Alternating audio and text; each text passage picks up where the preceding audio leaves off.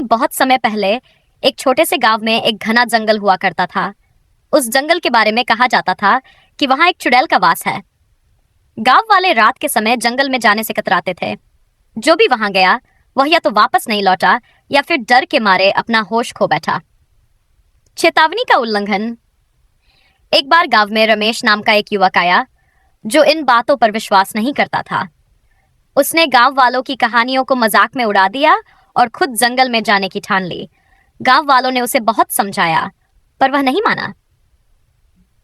रमेश ने रात को लालटेन ली और जंगल में चला गया।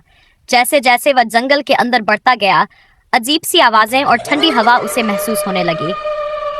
थोड़ी देर बाद उसने एक बड़े पेड़ के पास एक महिला को सफेद कपड़ों में खड़े देखा।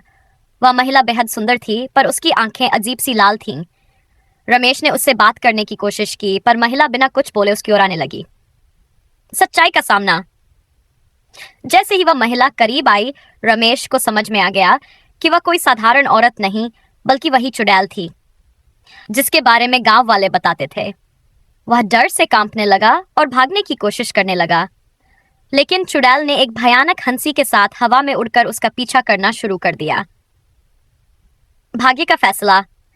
अगले दिन सुबह गांव वाले रमेश को जंगल के पास बेहोश अवस्था में पाए। वह जिंदा था लेकिन उसकी हालत खराब थी। होश में आने के बाद उसने बताया कि चुड़ैल ने उसे पकड़ लिया था लेकिन किसी कारणवश उसे छोड़ दिया। रमेश ने वादा किया कि वह फिर कभी घमंड में ऐसी गलती नहीं करेगा। इसके बाद गांव वालों ने जंगल के पास एक मंदिर बनवाया और वहां पूजा पाठ शुरू कर दिया। कहा जाता है कि उस दिन के बाद चुड़ैल कभी किसी को परेशान करने नहीं आई। इस कहानी से हमें यह सीखने को मिलता है कि पुरानी कहावतों